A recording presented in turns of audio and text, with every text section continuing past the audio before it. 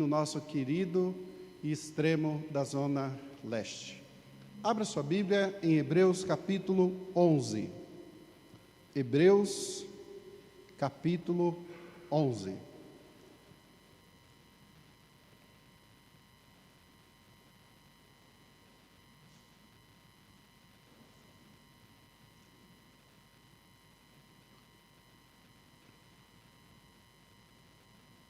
Hebreus capítulo 11, iremos ler a partir do versículo 4 até o versículo 7. Hebreus 11, de 4 a 7.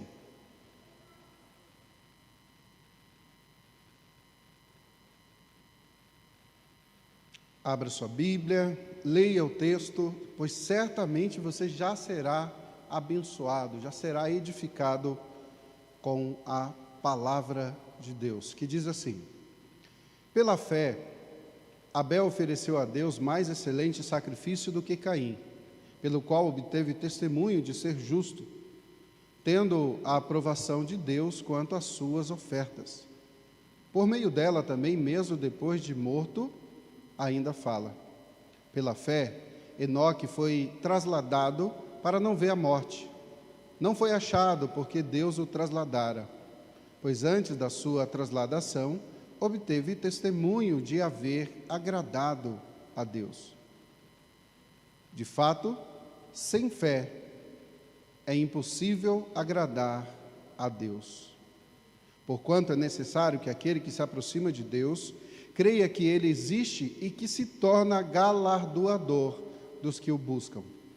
Pela fé, Noé, divinamente instruído acerca de acontecimentos que ainda não se viam, e sendo temente a Deus, aparelhou uma arca para a salvação de sua casa, pela qual condenou o mundo e se tornou herdeiro da justiça que vem da fé. Oremos mais uma vez. Pai bendito, nós suplicamos a Ti, no nome de Jesus, que nos ajude, ó Pai, neste momento, trazendo-nos, ó Deus, iluminação, a fim, Senhor, de que aprendamos da Tua palavra, absorvamos, ó Deus, a mensagem que vem de Ti e tão somente de Ti. Que o Teu servo não seja empecilho para que a Tua igreja aprenda dela e possa com ela caminhar verdadeiramente. E de posse deste conhecimento inefável, possamos, ó Deus, bendizer, glorificar o Teu nome com as nossas vidas. Fica conosco, ó Pai. Fala conosco. No nome de Jesus que nós oramos sempre. Amém. Queridos, desde criança nós aprendemos pelo exemplo. Desde logo cedo, nós olhamos para os nossos primeiros heróis e passamos a nos identificar com eles e a assumir a mesma postura que eles. Tendemos a caminhar os mesmos passos que esses nossos primeiros heróis, os nossos pais e as nossas mães. Nós olhamos para o seu jeito de falar, o seu jeito de tratar as pessoas, o seu jeito de sentar, o seu jeito de compartilhar novidades, o seu jeito de expressar alegria, o seu jeito de expressar fé. Se gosta ou não de ir para a igreja, nós absorvemos desde cedo. Se amamos a leitura da Escritura, nós absorvemos desde cedo. Se há uma dificuldade qualquer, nós absorvemos desde cedo. Obviamente que esses nossos heróis não são perfeitos, e longe disso trazer a figura do pai e da mãe perfeita, mas de fato são nossos heróis. Olhamos para eles e somos logo imbuídos de uma vontade de ser iguais a eles. Vemos neles modelos a ser seguidos. Em nossa jornada de fé, nós sempre precisamos de exemplo. quer sejam esses primeiros heróis, quer sejam os heróis que nós vamos escolher no decorrer da nossa jornada, não é? E eu não me refiro somente a esses heróis de casa, mas os heróis da fé que nós conhecemos no decorrer da nossa caminhada. Os heróis da fé que nós aprendemos a conhecer na escola, os heróis da fé que nós aprendemos a conhecer na igreja, os heróis da fé que nós aprendemos a conhecer, a reconhecer nessa caminhada de vida que nós temos. Nós precisamos de exemplos. Olhar para outros irmãos que lutaram a mesma batalha que eu e você tem lutado. Olhar para pessoas que iluminaram o nosso caminho ao perceber que nós estávamos olhando para eles.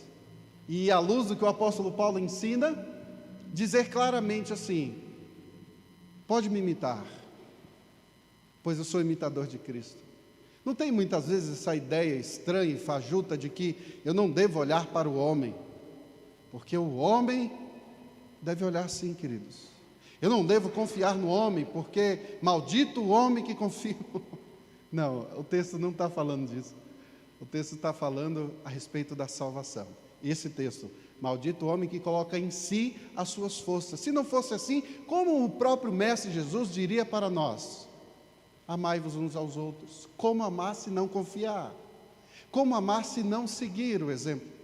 O próprio Mestre nos diria: exortai-vos mutuamente. Que relacionamento pode haver entre pessoas que se exortam mutuamente se não houver confiança? Como não confiar, como não olhar para a esposa, para o esposo, que trilham ainda uma caminhada mais próxima ainda? E como a Escritura nos diz, uma jornada como uma só carne. É verdade, nós precisamos de exemplos. A Escritura está recheada desses exemplos, desses homens e mulheres fiéis, que batalharam de forma fiel e sincera e foram vencedores em Cristo. E olhar para eles podem nos ajudar a não esmorecer, a não desistir e ficar pelo caminho da jornada da fé. Precisamos olhar para esses exemplos e, aliados à fé em Cristo, tomar posse dessa grande verdade que é uma grande família caminhando nessa jornada de fé até a volta do Cristo Jesus. Todos nós precisamos de exemplos. Vamos entender por que todos nós precisamos de exemplos, e não só isso, mas como o texto nos traz aqui exemplos de fé do passado. E é sobre isso que nós vamos falar nessa noite. Exemplos de fé do passado. E tiraremos daqui 3 exemplos da galeria dos heróis da fé que Hebreus nos apresenta, para a gente refletir um pouco mais. Vamos entender aí, nesses exemplos de fé, sobre os heróis da fé que Hebreus nos apresentam.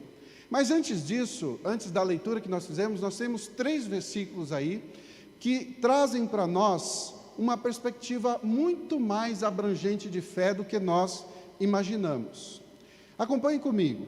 Nós precisamos entender, sobretudo nesses últimos 1 ano e meio, 2 anos aí, que nós somos peregrinos nessa terra. Nós somos peregrinos. Nós estamos de passagem e devemos viver aqui, enquanto estamos aqui, alegres e satisfeitos em Cristo. Entendendo que aqui não é o nosso destino final. Entendendo que aqui não deve ser o nosso foco.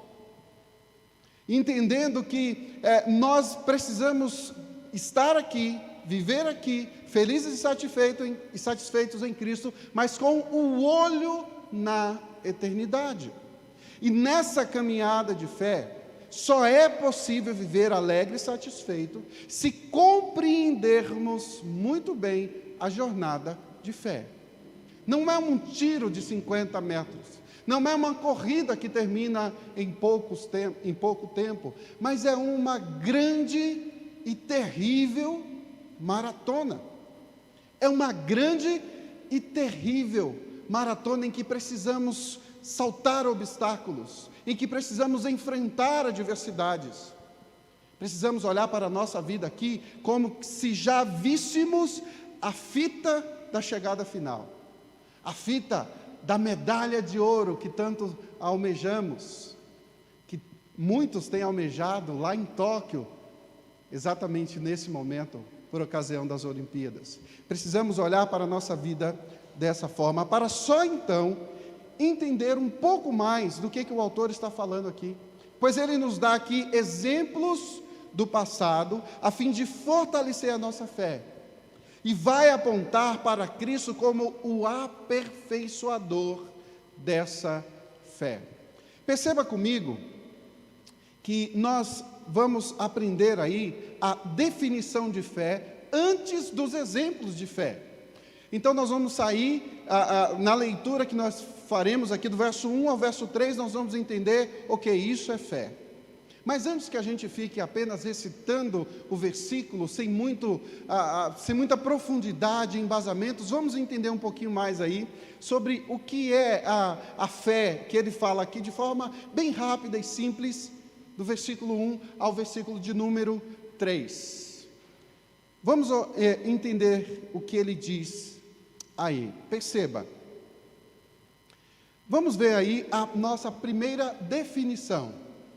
Você pode pôr para nós aí, querido? A definição de fé. E eu quis trazer uma imagem para que os irmãos pudessem absorver o máximo de conhecimento possível. Então nós vamos aprender que fé é estar seguro. Estar seguro do quê? Do que esperamos. Além disso, fé é estar certo do que não vemos. Fé é estar seguro do que esperamos.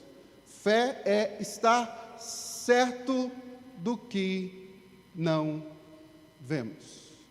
É óbvio que o texto aqui é muito mais rico e podemos aprender muito mais com esses versículos de 1 a 3 aqui. Mas partindo daqui, nós vamos compreender que, de posse dessa informação, do que de fato é fé, nós vamos aprender verdadeiramente como esses homens e mulheres reagiram. Especificamente aqui desses 3 exemplos, desses homens reagiram. Na galeria da fé nós temos algumas mulheres, mas apenas esses 3 exemplos aqui que nós iremos ver. Então, caminhemos. Nós vamos entender que a fé é confiança, segurança e esperança. Após entendermos a definição de fé, nós passamos a entender, fazer um grande resumo, que fé é confiança, segurança e esperança. Como assim? Confiança, segurança e esperança. Confiança nas promessas de Deus em Cristo Jesus. Que promessas? As promessas de salvação, as promessas de cuidado para conosco, as promessas de que Jesus vai voltar. Segundo, segurança que vem dele, dos atos dele. Preste atenção, e não importa o problema, ele nos protege. Segurança que vem dele, e tudo o que ele prometeu se cumprirá. Segurança que vem dele, e que Jesus vai voltar. Esperança segundo a sua vontade. Esperança segundo a sua vontade, pois tudo converge, tudo vai convergir, vai apontar para o nosso bem. Esperança segundo a sua vontade, somos fortalecidos pelas adversidades. Esperança segundo a sua vontade, pois Jesus vai voltar.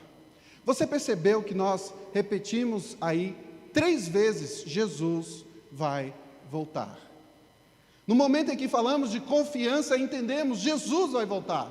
No momento em que falamos de segurança, Jesus vai voltar. No momento em que falamos de esperança, Jesus vai voltar. Então a nossa fé está embasada, enraizada nos atos de Deus, nas promessas e cumprimento daquilo que Deus havia prometido.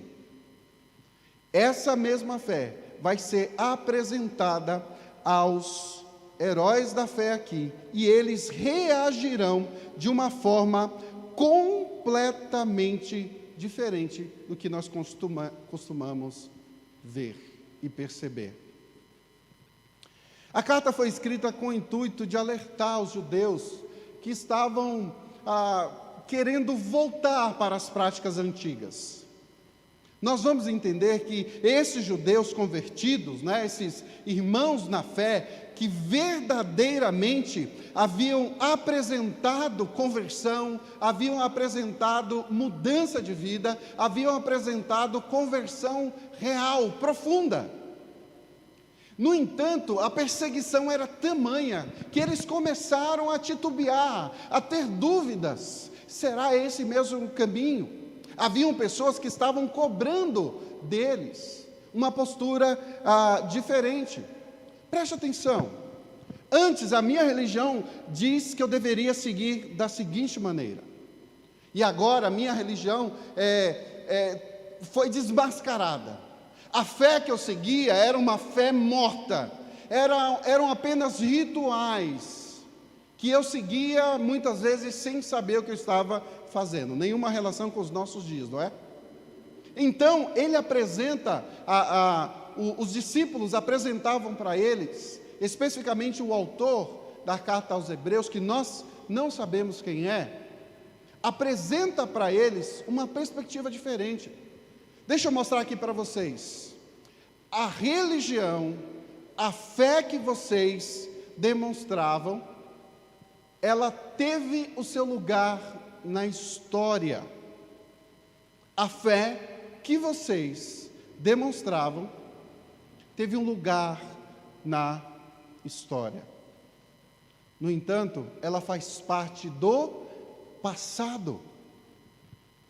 Perceba que alguns até estavam fazendo uma mistura do que seria a verdadeira fé, uma mistura do evangelho genuíno com as práticas do passado. Haviam proponentes dessa prática, e o escritor aos Hebreus vai deixar muito claro: não façam isso.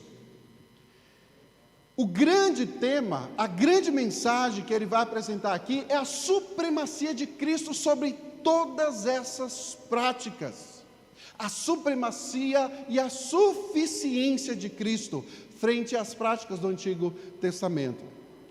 E mais uma vez, queridos, gostaria de ressaltar, não que as práticas da lei, as práticas do Antigo Testamento fossem más, muito pelo contrário, mas elas já cumpriram o seu papel. Não tem pessoas que às vezes ensinam assim, não é? Não, porque eles viviam na lei, e a lei é má, e a lei foi estabelecida por Deus. Só que naquele momento ela cumpriu o seu papel. E agora nós estamos vivendo um outro período, o período da plenitude dos tempos, em que Jesus veio, cumpriu todos os pré-requisitos da lei, cumpriu as promessas de Deus para o seu povo, da vinda do Messias, andou por essa terra e fez com que aquilo que havia sido prometido, que era exercitado simbolicamente pela lei, fosse agora encarnado no Cristo.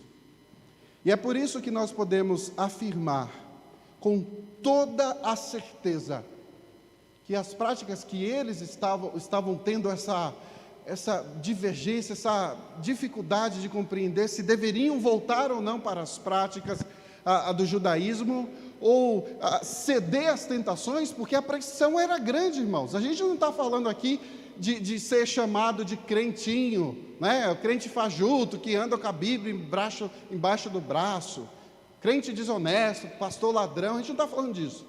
A gente está falando de perseguição profunda.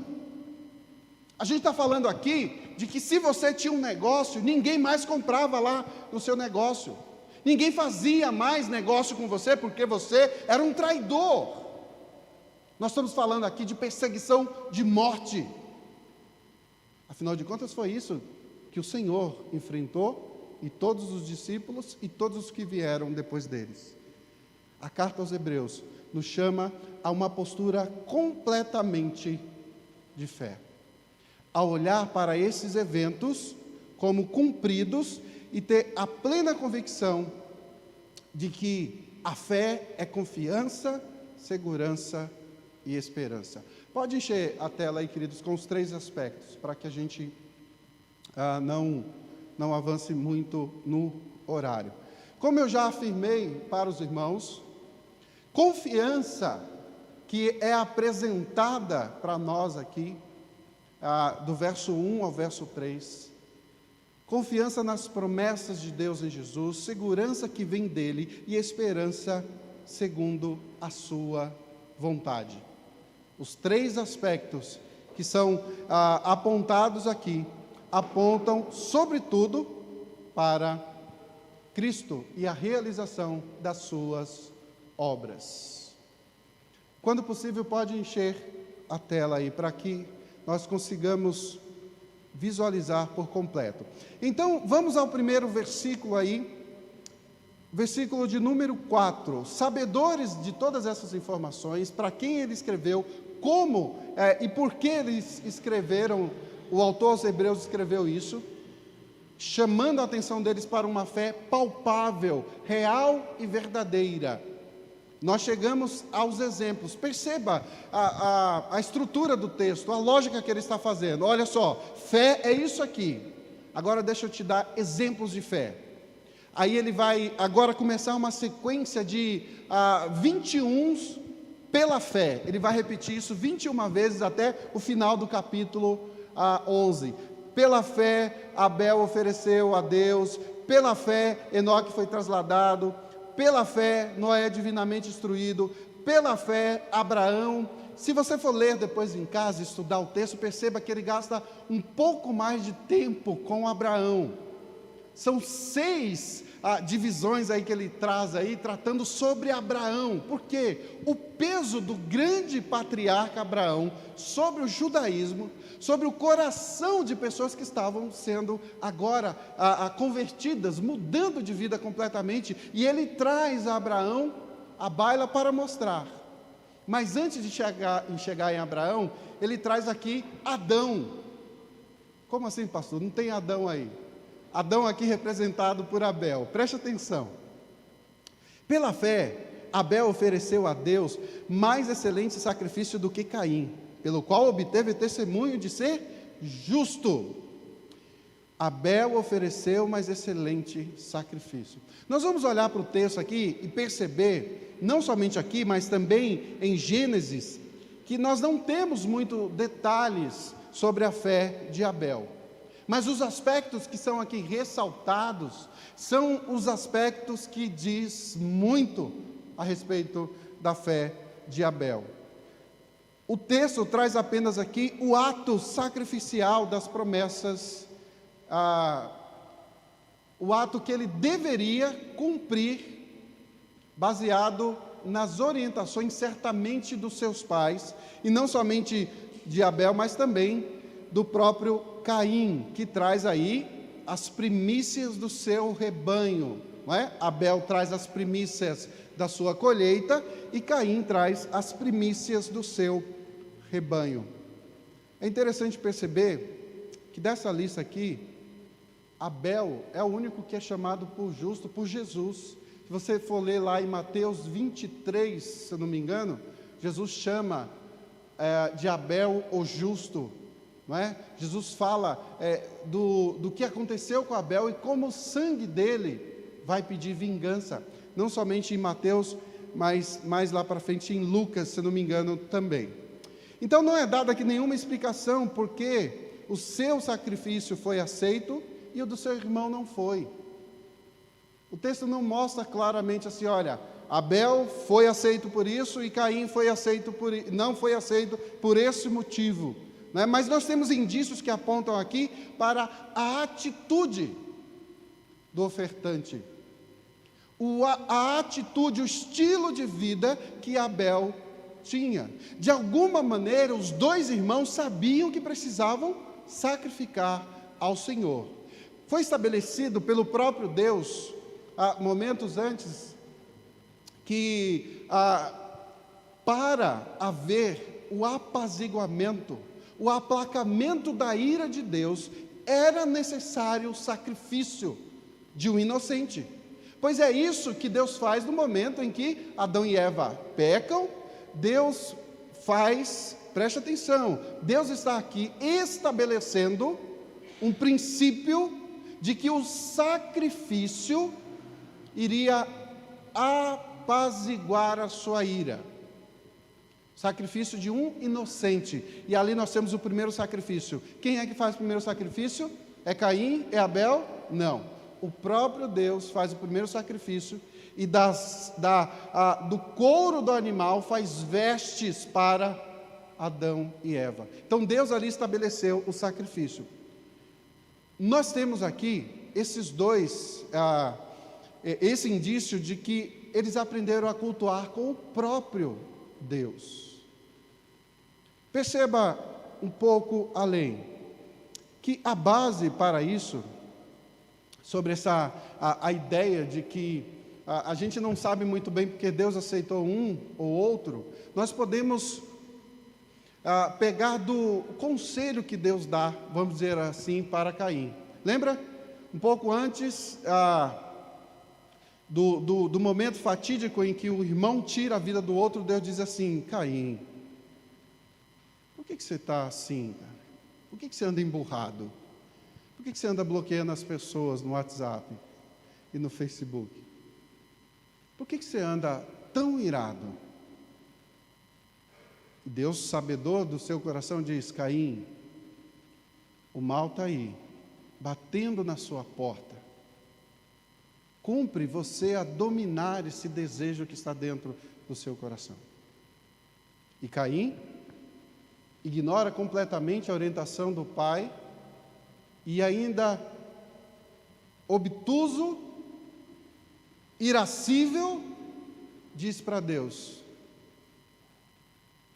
eu sou babado, meu irmão, o que eu tenho com ele, sendo que o sangue dele já gritava, clamava da terra, e ainda as mãos manchadas, ele dá de ombro para Deus e se afasta de seu Senhor.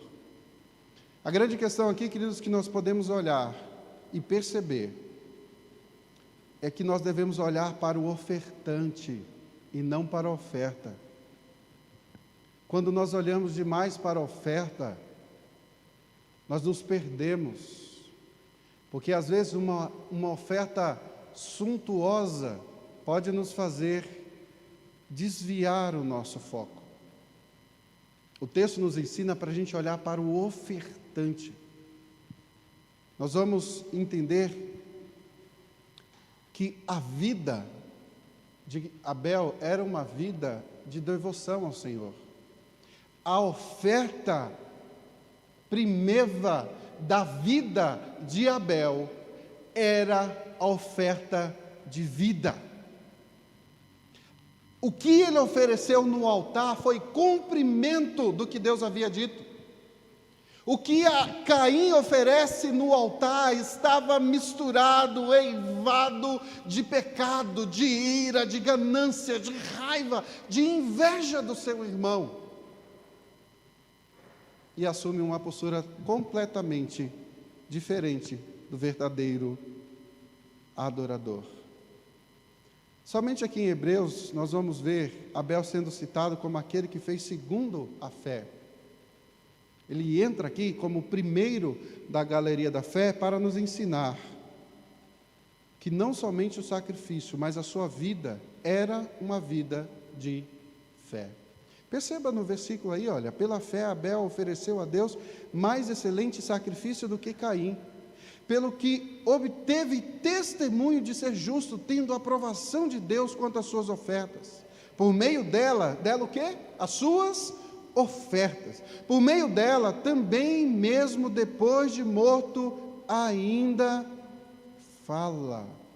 Por meio de uma oferta real e verdadeira de vida. Verso de número 5. Pela fé, Enoque foi trasladado para não ver a morte. Não foi achado porque Deus o trasladara, pois antes da sua trasladação obteve testemunho de haver agradado a Deus. Pela fé, Enoque foi trasladado. O que a gente aprende com Enoque, com essa passagem incrivelmente rápida e sucinta em Gênesis? Nós aprendemos com Enoque que a libertação dele da morte se deu pela fé.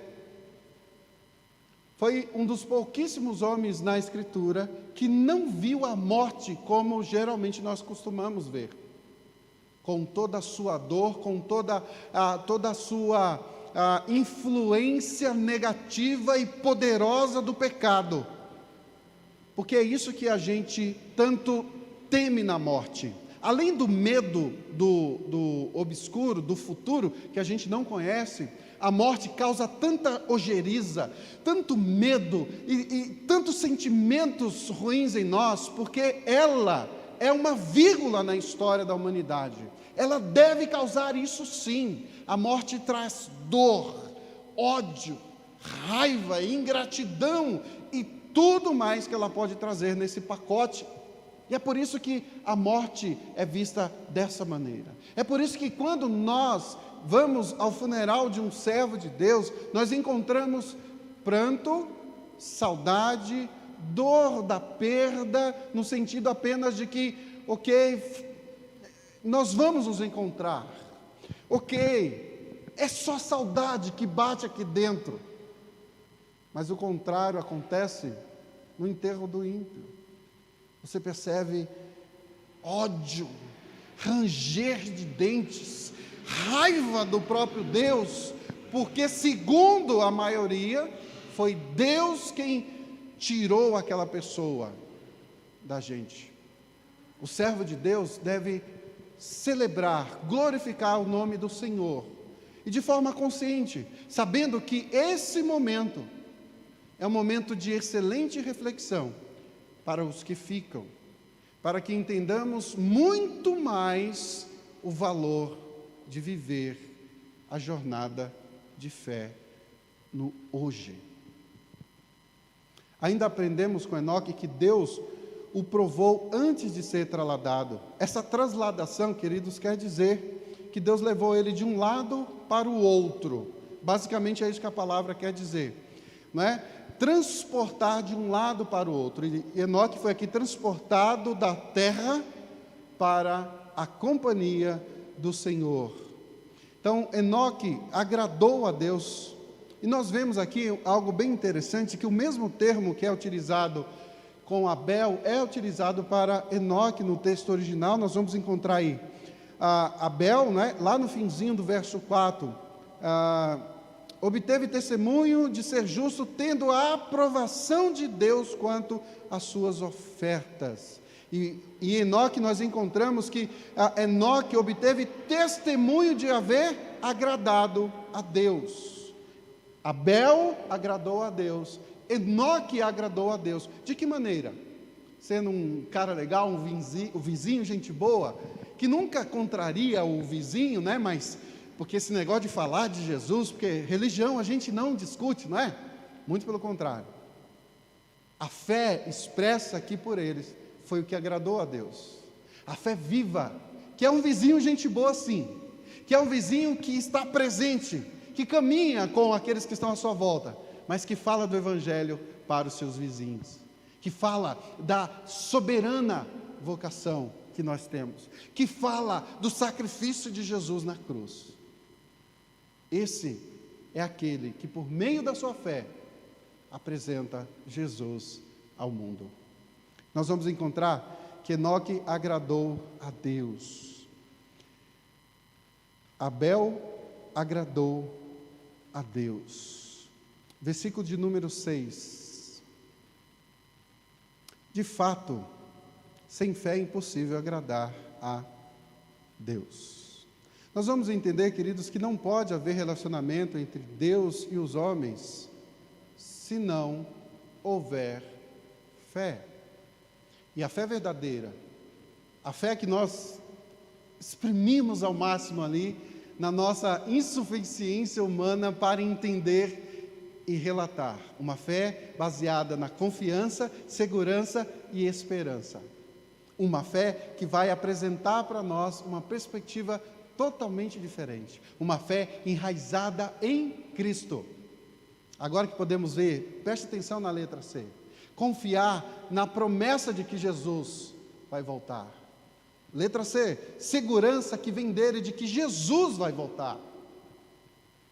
Esperança de que, segundo a vontade, Jesus vai voltar.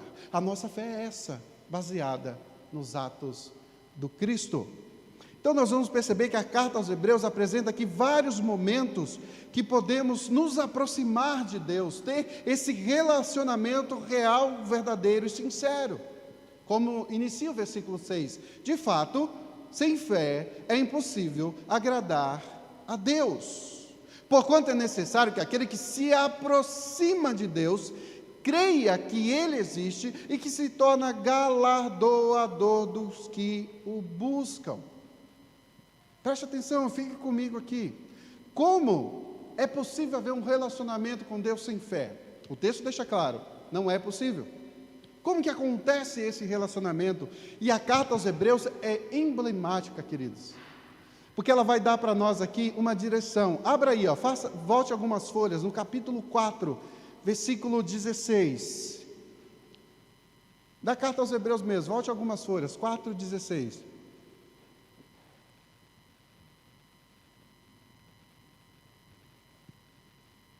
E depois nós vamos prosseguir para frente. 4, 7 e 10. Preste atenção, deste relacionamento real e verdadeiro que é necessário. 4:16 nos ensina assim: acheguemo-nos, portanto, confiadamente junto ao trono da graça, a fim de recebermos misericórdia e acharmos graça para socorro em ocasião oportuna. Nós temos aqui Jesus, o sumo sacerdote. Jesus, que é o sumo sacerdote, que é o altar, que é o sacrifício apresentado a Deus. Preste atenção, como é importante, profundo, real e verdadeiro o impacto na vida dessas pessoas que seguiam de fato o judaísmo. Porque no sistema sacrificial não era qualquer um que se achegava no lugar em que simbolicamente a presença de Deus estava. Lugar este que só poderia ser frequentado por um homem especial, o sacerdote, que antes sacrificava por ele, sacrificava pelo povo, para só depois poder entrar lá dentro do Santos dos Santos. Então este homem transpassava a grossa cortina que separava o Santo dos Santos do resto do povo, e faz o sacrifício lá dentro. Jesus agora, como diz a música, o véu que separava já não separa mais, e agora Jesus simbolicamente traz, e literalmente, o véu sendo rasgado de cima a baixo, simbolizando o quê? Relacionamento, simbolizando o quê? Presença, proximidade com Deus, antes afastados, antes pecado, agora salvação, justificação, santificação. Agora podemos nos aproximar do Pai, agora podemos nos relacionar com Ele. Lembra da vez que Moisés dizia assim: Pai, eu quero ver a Tua glória. Senhor, mostra-me a Tua glória. Ele diz assim: Moisés, você não sabe o que você está pedindo. Senhor, eu quero ver a Tua glória, Senhor. Moisés, ok. Deus pega Moisés, coloca numa fenda, numa rocha, e passa somente ali o reflexo do Senhor, e trovões, e raios, e terremoto, a terra é abalada, e Deus passa, e Moisés, estarrecido com tudo aquilo, percebe que Deus é esse. E é interessante perceber que no momento em que Cristo dá o último suspiro na cruz, terremoto, trovões, a terra é abalada. No momento em que Cristo anda por sobre a terra, pisa em Gadara, os demônios se revoltam, os túmulos se abrem, é o Deus encarnado andando no nosso meio. É o próprio Deus que se despiu da sua glória e andou no meio do seu povo, e agora está de braços abertos dizendo: bendito do meu Pai, venham até mim. O relacionamento agora é próximo. Tudo isso mediante a fé. Pois sem fé é impossível agradar a Deus. Percebemos ainda, capítulo 7, verso 25, uma página para frente.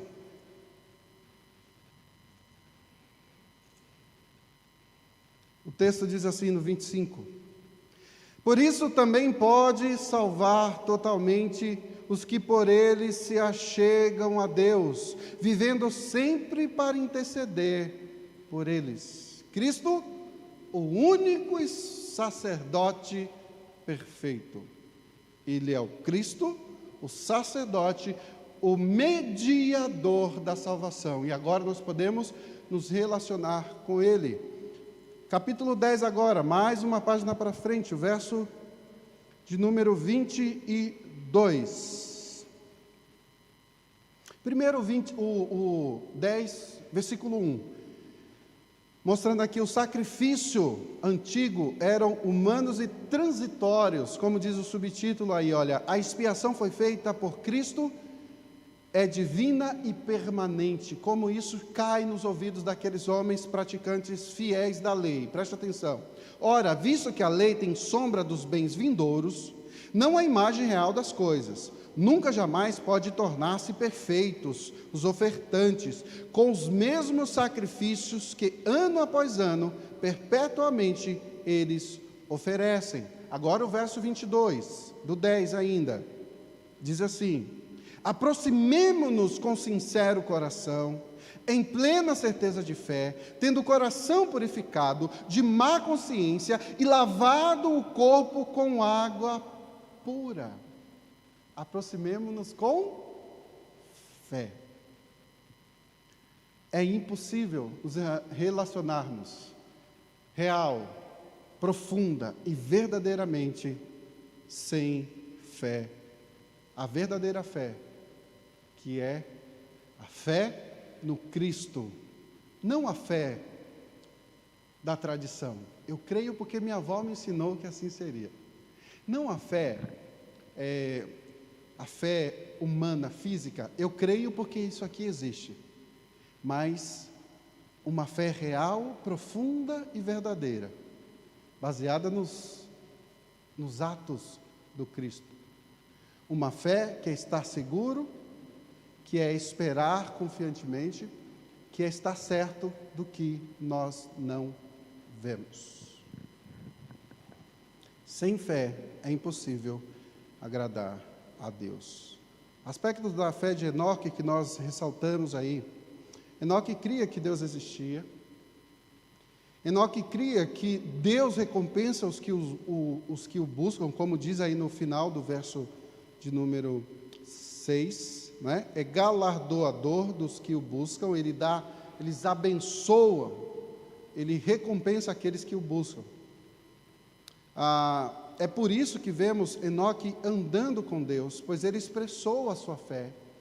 Enoque expressou a sua fé, e nós vamos ver isso no Novo Testamento, em Judas, versículo 14, quando ele profetiza a respeito das coisas que ele ainda não via, não sentia, não via com os olhos, não sentia com as mãos, mas eles tinham fé. Enoque profetizou sobre a vinda de Jesus para fazer justiça e juízo sobre os ímpios que não querem andar com ele. Este mesmo homem que foi trasladado tinha fé no Cristo, que centenas de anos à frente viria a aparecer. Verso de número 7, o terceiro e último exemplo. Pela fé, Noé aparelhou uma arca. Pela fé, Noé é divinamente instruído acerca de acontecimentos que ainda não se viam. Preste atenção, olha, acontecimentos que ainda não se viam. O que é isso aqui? Fé. Acontecimentos que ainda não se viam, e sendo temente a Deus, preste atenção, fé e temor a Deus, aparelhou uma arca para a salvação de sua casa, pelo qual condenou o mundo e se tornou herdeiro da justiça que vem da fé. Noé foi justificado por fé. Não é isso que o apóstolo Paulo vai ensinar? Não é isso que a Escritura de Gênesis e Apocalipse está ressaltando o tempo inteiro? Que o justo viverá pela fé, que o justo não precisa de evidências físicas para que a sua fé seja profunda. É interessante como nós gostamos de ver, né? Saiu no Jornal Nacional, foi encontrado um pedaço de barro escrito Abraão. A gente já fica, tá vendo? Olha só, você viu? Está escrito Abraão. Foi encontrado uma moeda e lá estava escrito um rei no período bíblico. Está vendo? Um pedaço de barro, uma moeda. Barros foram encontrados, jarros de barro foram encontrados numa caverna. A cidadela foi escavada e foi encontrada. A cidade de Éfeso, o mar da Galileia, o rio Jordão. Quantas evidências mais nós vamos requerer para que a nossa fé tenha fundamento? Nós não precisamos disso. Ok, é legal ver. Traz mais base para a nossa discussão e apologética, para a defesa da nossa fé, mas isso não é o que nos move. O que nos move é a fé no Cristo. O que nos move é a certeza, a segurança, a confiança nele. Não é uma moeda, um pedaço de papel, papiro, barro, qualquer coisa que seja, pois a fé no nosso Senhor, a fé naquele Cristo que morreu na cruz, que vertendo o seu sangue, nos deu uma nova chance, que a morte inaugurada do Éden agora não existe mais, que as minhas dores aqui na terra só me fazem mais forte, só nutrem ainda mais a minha fé, para que eu resista, que seja na pandemia, que seja nos eventos piores que ainda hão de acontecer, porque a pandemia, né, nós descobrimos que a pandemia, nós estamos passando a terceira pandemia mundial, não é? A gente nem sabia o que era isso, e agora nós sabemos que estamos passando pela terceira, que vem a quarta, a quinta, a cepa A, B, C, D, F, a Z, que venham toda e qualquer tribulação, pois a nossa fé é baseada nesse Cristo, Cristo que foi aqui exemplificado por Abel, por Enoque, por Noé, por Abraão, por Moisés, por Raabe e por tantos outros grandes heróis da fé, esses que eram tipos de Cristo, esses que eram representações daquele que haveria de vir. Eles vão encontrar a arca de Noé, eles podem encontrar a arca da aliança. Não será suficiente para esse mundo pervertido, pois eles encontraram a maior prova da existência de Deus. Não uma sombra, não um sudário, não um pano qualquer manchado de sangue, não um túmulo vazio, mas o próprio Deus andando entre nós. E fizeram um pouco caso dele. E o levaram até a cruz do Calvário. Nós vamos aprender, queridos, que a arca era evidência visível da fé de Noé. A arca era evidência de que ele confiava em Deus. A arca era evidência do madeiro que, agarrando-se a ele, seriam livres da morte. O madeiro de Noé aponta para o madeiro do Calvário, que apresenta agora não um homem e sua família, mas o próprio Salvador, o Messias, o Redentor. E agora nós não somos mais inundados por água, mas inundados pelo seu sangue perfeito, pela oferta perfeita a Deus, que nos une agora a Deus e nos leva a uma vida diferente. Todos os tipos que você tem aí exemplificado para você, vai trazer de forma mais profunda ainda o que é apresentado a nós. Nesse texto, aprendemos com essa tipologia, que é o estudo de pessoas, eventos e objetos, né? Que nos ensinam verdades eternas. É Deus nos ensinando e facilitando o nosso aprendizado. Aprenda, de forma bem resumida. Adão, homem carnal. Cristo, homem celestial. Elias, profeta imperfeito. Cristo, profeta perfeito. Sacerdote Melquisedeque, que apresenta o dízimo, a oferta ao Senhor. Cristo, o sumo sacerdote, o pleno sacerdote, aquele mediador. Moisés, o que vem das águas, Salvador do povo. Cristo, Salvador do mundo, o que batiza com água, o que batiza com seu sangue. Maná no deserto, Cristo, o pão da vida. Libertação do Egito, Cristo liberta do pecado. Marcha no deserto, peregrinação na terra. Nós somos peregrinos aqui na terra. E é por isso que eu coloquei esse exemplo, para que você entenda que essa tipologia que é apresentada de Gênesis a Apocalipse, muitos exemplos, vai nos mostrar o plano da redenção sendo estampado em letras garrafais e neon, piscante, para que nós enxerguemos e entendamos: a nossa fé é real, verdadeira, palpável. Não é um assentimento cego, mas é Cristo, e não o Cristo morto na cruz, mas agora o Cristo ressurreto, o Cristo como o Rei soberano sobre tudo e sobre todos. Abel foi morto sem que fosse digno de morte, seu sangue clamava a Deus por justiça. Jesus também foi morto sem haver cometido nenhum crime. Seu sangue fala melhor que o sangue de Abel. Hebreus capítulo 12, verso 24. A arca de Noé era o único meio de salvação simbólica e literal.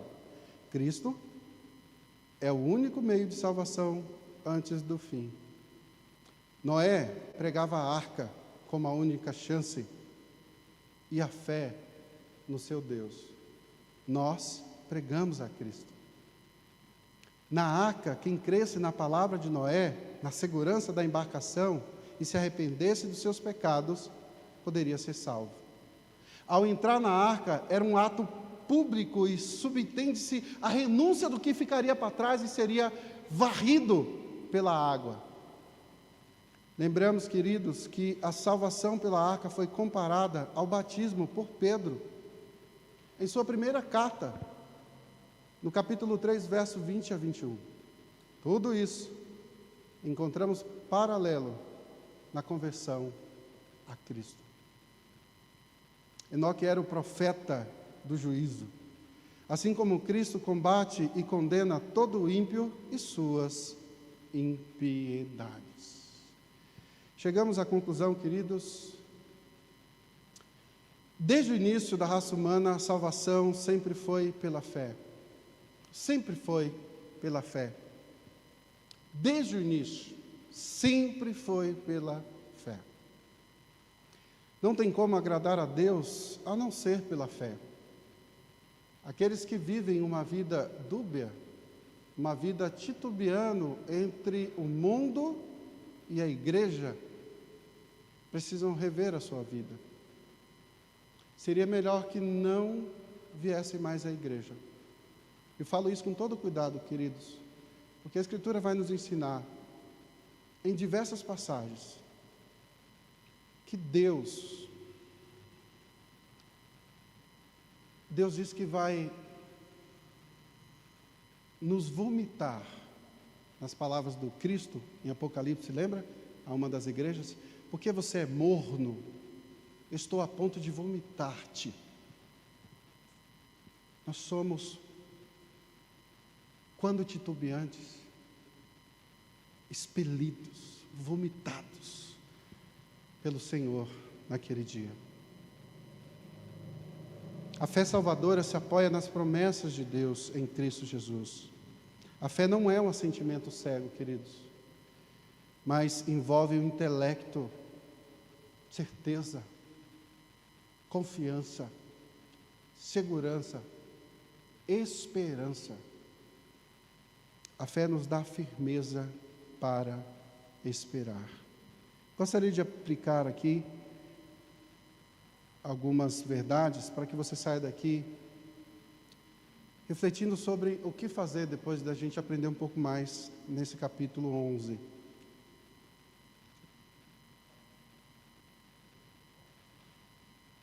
Creia na salvação pela fé. Tem alguém na sua casa ainda que não conhece a Cristo? Tem alguém que você ama, que você quer apresentar o Evangelho? Faça isso, mas creia você primeiro no Evangelho. Evangelizar, apresentar o Evangelho para as pessoas não é você dizer, vá na minha igreja, e empurrar para o pastor, para o presbítero, para a escola dominical, aquilo que é obrigação sua. Diga, clara, simples e profundamente, Jesus morreu na cruz do Calvário. Arrependa-se dos seus pecados, confesse os seus pecados e creia nele como o único e suficiente Salvador. Você consegue fazer isso? Precisa ser teólogo para fazer isso? Se você tem um pouquinho de caminhada com a Escritura, não precisa nem ser na igreja. Se você tem um pouquinho de caminhada com a Escritura, você vai conseguir falar isso tranquilamente. Creia na salvação pela fé, não é pelos seus argumentos. Para de ficar discutindo com pessoas que são alvo do seu amor, da sua misericórdia. Para de ficar inventando, porque a igreja A, a igreja B. Deus levantou apologetas, homens que no mesmo nível desses outros homens estão discutindo aí, defendendo a fé. Como você vai discutir com uma pessoa que está morta? Que atitude desprovida de inteligência é essa? Não é isso que Efésios nos ensina? Que assim como nós estávamos mortos, as pessoas aí fora estão. Você apresenta o Evangelho, o Espírito Santo age na vida da pessoa. Fortaleça sua fé nas promessas de Deus. Eles permaneceram, os 3 exemplos que foram apresentados aqui, permaneceram firmes diante de problemas terríveis.